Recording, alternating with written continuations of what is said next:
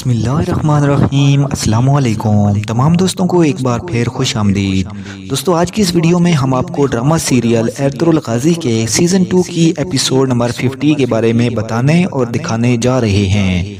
इस वीडियो में हम बात करेंगे कि एपिसोड नंबर 50 में क्या कुछ होने जा रहा है और क्या क्या देखने को मिलेगा। ड्रामा के बारे में जानने से पहले अगर आप हमारे चैनल पर नए हैं तो चैनल को सब्सक्राइब करें और बेल आइकन जरूर प्रेस करें।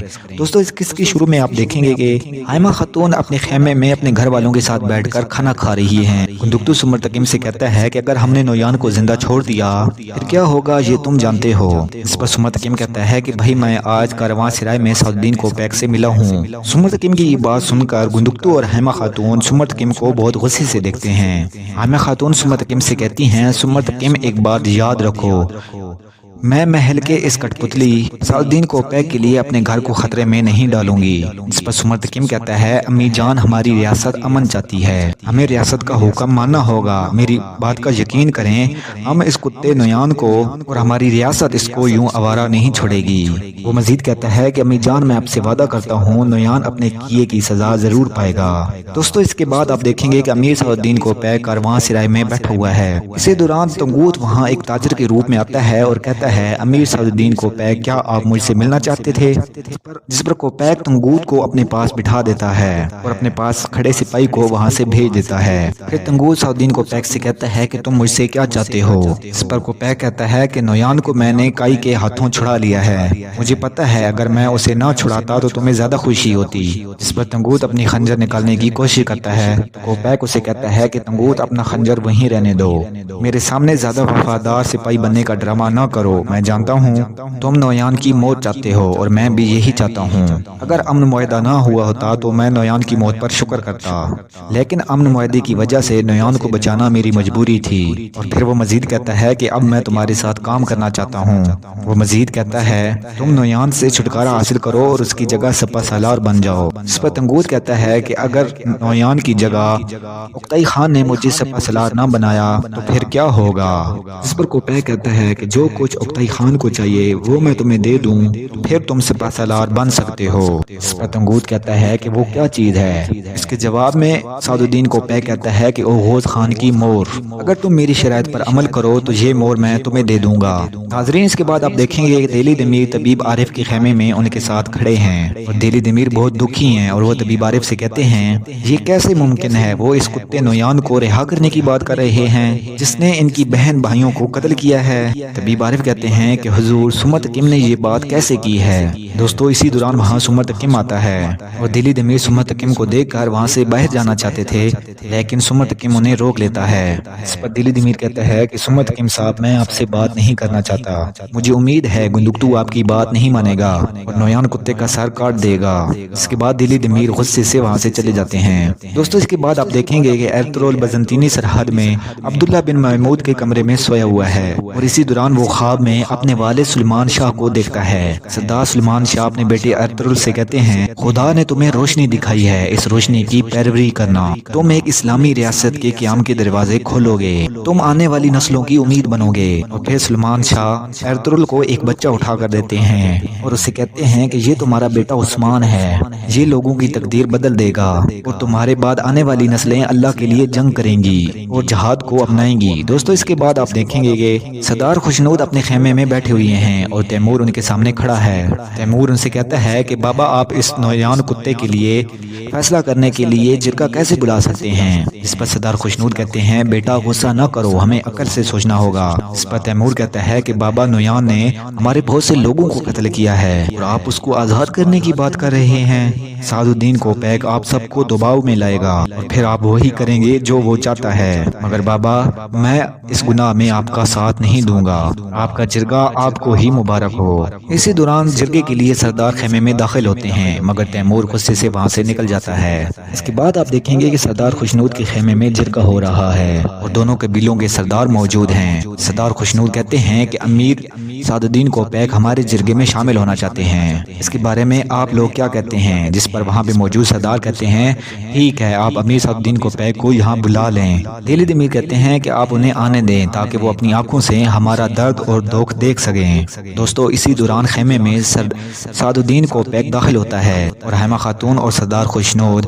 अपनी नशिस्तों से खड़े हो जाते हैं और फिर सादुद्दीन को पैक तकब्बर के साथ सरदारी नशिस्त पर जाकर बैठ जाता है, जबकि हेमा खातून और सरदार खुशनूद भी सादुद्दीन को पैक के साथ बैठ जाते हैं। दोस्तों इसी दौरान आप देखेंगे कि तैमूर नौयान के पास कैदी खेमे में जाता है। नौयान तैमूर को देखकर कहता है गुस्सीला लड़का फिर भड़क गया है, जिस पर तैमूर नौयान को बहुत मारता है। दोस्तों इसी दौरान आप देखेंगे कि जिरगे में एक सरदार कहता है ये जिरगा नौयान जैसे कातिल की रिहाई किसी सूरत कबूल नहीं कर सकता। इस पर वहाँ मौजूद सारे सरदार इस सरदार की हाँ में हाँ मिलाते हुए कहते हैं हाँ हम नौयान की रिहाई कबूल नहीं करेंगे। दिलीद अमीर कहते हैं कि मंगोलों ने मुझसे मेरी बेटी को छीन लिया, फिर भी आप मुझसे ये चाहते हैं कि हम उस बेगैरत कातिल नौयान को छोड़ दें। फिर मजीद वो कहते हैं कि हम कभी भी इस कातिल को जिंदा नहीं छोड़ेंगे। इसके बाद तबीब आरिफ कहते हैं कि अल्लाह पाक ने कुरान में फरमाया ऐ ईमान वालों सुलह को अपनाओ और ईमान के रास्ते पर चलो। इस पर मेहरदीन कहता है कि आरिफ साहब ने जो कहा ठीक कहा है, अमन ही हमारी रियासत का रास्ता है, हमें अपनी रियासत का हुक्म मानना होगा। फिर सुमर तकीम कहता है मोहतरम सरदारान, जब मैं कबीले में वापस आया तो मैंने पूरी सच्चाई आपको नहीं बताई। आज मैं आपको पूरा सच बताऊंगा कि जब मैं मंगोलों के हाथों चढ़ गया तो मैं उक्ताई खान के घोड़ों की देखभाल नहीं करता था। मैंने नौयान की जान बचाई और नौयान की मरहूने मिन्नत और मैं उक्ताई खान का एक खास आदमी बन गया और उक्ताई खान मुझ पर बहुत ज्यादा भरोसा करने लग गया। मैं उक्ताई खान के पास रहकर कई सालों के लिए सुल्तान अलाउद्दीन के लिए जासूसी करता रहा। नौयान चंगेज खान और उसके बेटों को मुझसे ज्यादा बेहतर कोई नहीं जानता और आपने जो कहा बिल्कुल ठीक कहा, इनमें से किसी को जिंदा रहने का कोई हक नहीं, लेकिन हमारी रियासत अमन चाहती है तो याद रखें ये अमन हमारी रियासत की बका के लिए है और इसलिए जरूरी है कि हम अपने गुस्से पर काबू पाकर रियासत का हुक्म माने। फिर गुंदुक्तू कहता है कि मेरा ख्याल है इस मसले को हल करने के लिए हमें तमाम सरदारों की राय लेनी चाहिए। गुंदुक्तू कहता है इस वक्त तो हम मायूसी से हाथ उठा लेंगे, लेकिन इस तरह कभी अमन नहीं होगा। फिर सरदार खुशनूद कहते हैं कि सल्जूकी सलारों को कैद से छुड़ाने के लिए नौयान की रिहाई जरूरी है। फिर वो मजीद कहते हैं कि जो सरदार ये चाहते हैं कि नौयान को रिहा कर दिया जाए वो अपने हाथ उठाएं। दोस्तों इस पर खेमे में बिल्कुल खामोशी छा जाती है और काफी देर तक कोई भी हाथ नहीं उठाता, जिसके बाद सबसे पहले सुमर तकीम अपना हाथ उठाता है और फिर तबीब आरिफ अपना हाथ उठाते हैं और इसके बाद मेहरदीन भी अपना हाथ उठा देता है, मगर इसके बाद कोई अपना हाथ नहीं उठाता। जिस पर सरदार खुशनूद कहते हैं कि मुझे नजर आ रहा है हमारे सरदार नौयान की मौत के हक पर हैं। इसके बाद सरदार खुशनूद भी अपना हाथ उठा देते हैं। सरदार खुशनूद को देखकर उनके कबीले के सरदार भी अपना हाथ उठा देते हैं और फिर हेमा खातून नहायत दिल बर्दाश्ता होकर अपना हाथ आहिस्ता से उठा देती हैं और कहती हैं या तो रियासत कायम रहेगी या फिर हम सब मिट जाएंगे। हेमा खातून को हाथ उठाते हुए देखकर गुंदुक्तू को बहुत दुख होता है और फिर तबीब आरिफ गुंदुक्तू को हाथ उठाने का इशारा करते हैं और गुंदुक्तू ना चाहते हुए भी अपना हाथ उठा देता है और कहता है कि काश मुझे अपना हाथ ना उठाना पड़ता।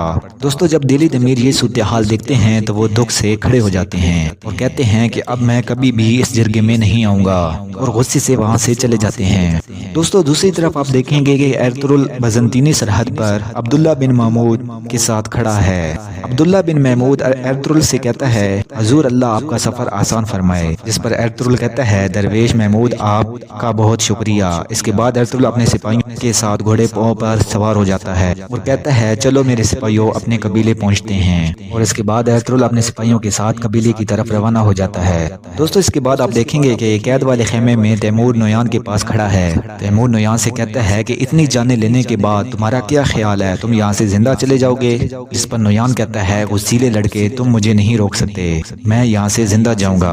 और फिर नौयान जोर से तैमूर की नाक पर टक्कर मारता है जिसकी वजह से तैमूर की नाक से खून बहना शुरू हो जाता है, जिसके बाद तैमूर नौयान को बहुत जोर जोर से मारता है। दोस्तों इसके बाद आप देखेंगे कि सादुद्दीन को पैक सुम्मत केम गुंदुक्तू और चंद सिपाहियों के साथ कैद वाले खेमे की तरफ जा रहा है। गुंदुक्तू कहता है कि अमीर सादुद्दीन हम इस नौयान कुत्ते को अपने हाथों से आपके हवाले करेंगे, लेकिन اگر ہمارے قبیلے کو ہمارے لوگوں کو کچھ ہوا تو اس کی ذمہ داری آپ پر ہوگی۔ اس پر امیر سعد کو پیک گندگتو کو روکتے ہوئے کہتا ہے، گندگتو صاحب آپ کو یہ بات یاد رکھنی چاہیے کہ ہماری ریاست ان لوگوں کو کبھی نہیں بھولتی جو اس کی خدمت کرتے ہیں، خاص طور پر کئی قبیلے کے لوگوں کو بہت قدر کی نگاہ سے دیکھتے ہیں۔ دوستو اسی دوران تیمور قید والے خیمے میں نویان کو بہت مار رہا ہوتا ہے اور اس کا گلا دبا کر اسے قتل کرنے کی کوشش کر رہا ہوتا ہے، مگر اسی دوران وہاں گندگتو، سمت کم اور سعد الدین کو پیک پہنچ جاتے ہیں۔ گندگتو اور سمت کم تیمور کو پکڑ کر پیچھے کھینچ لیتے ہیں۔ اس پر تیمور نویان کو مارنے کے لیے ایک دفعہ پھر اس کی طرف لپکتا ہے۔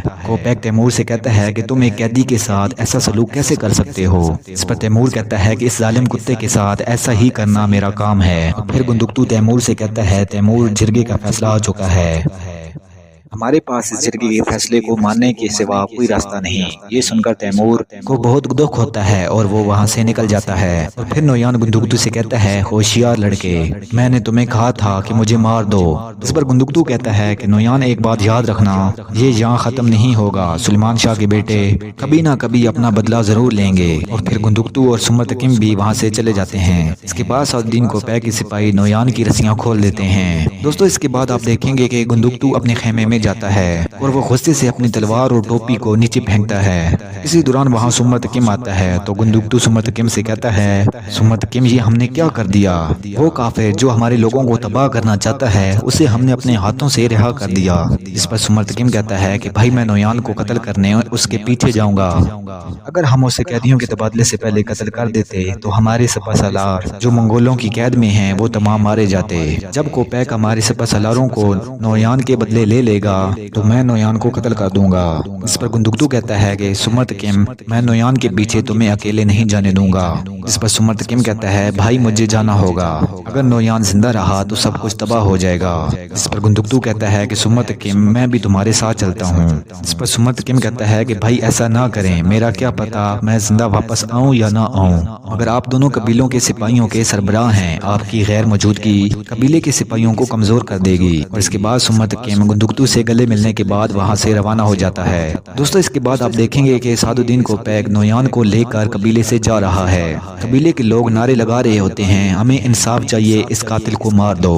اور وہ لوگ نویان کو قتل کرنے کے لیے نویان کی طرف بڑھتے ہیں، مگر سپاہی انہیں روکتے ہیں۔ اس کے بعد کو پیک نویان کو لے کر قبیلے سے نکل جاتا ہے۔ یہ دیکھ کر دلی دمیر کو بہت دکھ ہوتا ہے۔ دلی دمیر یہ دیکھ کر اپنے ساتھ کھڑے چھوٹے بچے طاہر کو کہتا ہے، بیٹا اب یہ قبیلہ تمہارے حوالے ہے۔ دلی دمیر اپنی بیٹی آئکس کو یاد کرتے ہوئے کہتے ہیں، آئکس میرا انتظار کرو، میں آ رہا ہوں۔ اور اس کے بعد دلی دمیر وہاں سے چلے جاتے ہیں۔ دوستو اس کے بعد آپ دیکھیں گے کہ حیمہ خاتون اپنے خیمے میں بہت دکھ کی کھڑی ہو رہی ہیں۔ اسی دوران وہاں گندگتو آتا ہے تو حیمہ خاتون گندگتو سے کہتی ہیں کہ بیٹا نویان ہمارے ہاتھوں سے واپس بچ گیا ہے، اب میرے بیٹوں کو پہلے سے زیادہ خطرہ ہے۔ حیمہ گندگتو سے پوچھتی ہیں کہ بیٹا سمت کم کہاں ہے، اس کو بتاؤ، میں تم دونوں سے بات کرنا چاہتی ہوں۔ اس پر گندگتو کہتا ہے کہ امی جان سمت کم نویان کے پیچھے چلا گیا ہے۔ اس پر حیمہ خاتون کہتی ہیں کہ وہ کیسے چلا گیا، تم نے اسے کیوں جانے دیا، وہ اس طرح منگول فوج کے پیچھے اکیلے کیسے جا سکتا ہے؟ امی جان آپ جانتی ہیں نویان نہ مجھے نہ آپ کو نہ ہمارے قبیلے کو کسی کو بھی زندہ نہیں چھوڑے گا، اس لیے سمت کم نویان کے پیچھے گیا ہے۔ سمت کم نے نویان کو قتل کرنے کا منصوبہ پہلے ہی بنا رکھا تھا۔ دوستو اس کے بعد آپ دیکھیں گے کہ ارطغرل بزنطینی سرحد پر اپنے سپاہیوں کے ساتھ اور غنی کے ساتھ مل کر ایک درخت لگاتا ہے، اور اس کے بعد وہ سب دعا کرتے ہیں اور ارطغرل کہتا ہے کہ اے اللہ اس درخت کی جڑیں پوری دنیا میں پھیلا دے تاکہ ہماری آنے والی نسلیں پوری دنیا میں تیرا انصاف پھیلا سکیں۔ اور پھر ارطغرل اپنے قبیلے کا جھنڈا اٹھاتا ہے اور کہتا ہے کہ ہم سورج کو اپنا پرچم اور آسمان کو اپنی چھت بنائیں گے، ہم اپنے گھوڑوں پر سوار ہو کر صحراؤں تک جائیں گے، ہم سمندر پار تک اللہ کا نام پہنچائیں گے۔ اور اس کے بعد ارطغرل اپنے قبیلے کا جھنڈا وہاں لگا دیتا ہے، اور اس کے بعد ارطغرل اور اس کے سپاہی اللہ اکبر کے نعرے بلند کرتے ہیں۔ تو دوستو آج کی ویڈیو میں بس اتنا ہی، امید کرتا ہوں آپ کو ویڈیو پسند آئی ہوگی۔ اگلی قسط دیکھنے کے لیے ہمارے چینل کو سبسکرائب کریں اور بیل آئیکن ضرور پریس کریں۔ تب تک کے لیے اللہ حافظ۔